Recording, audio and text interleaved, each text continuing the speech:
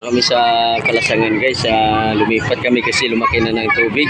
Nandito kami ngayon no, na ligo. Dito kami sa mga mamaya talon-talon kami dito. Tapos yun, ito mga pasimple lang. Kasi pasilpi lang kami di. Ayan o, ugat-ugat tari kami di. So guys, dito ngayon po, pupo lang muna kami. Dahil papahinga muna dahil medyo malayo ang lipatan namin. Nandun kami sa kabila. So tingnan mo guys, pwede maging pwede tambayan. At kung gusto ka mag-shot ka dito. At saka gusto ka mag-inom, kung pandig ka mo dito, yan, pwede kayo. Pwede. So guys, ito ngayon, ang bilis ng bangka. Pansin yan. So ngayon dito kami ngayon sa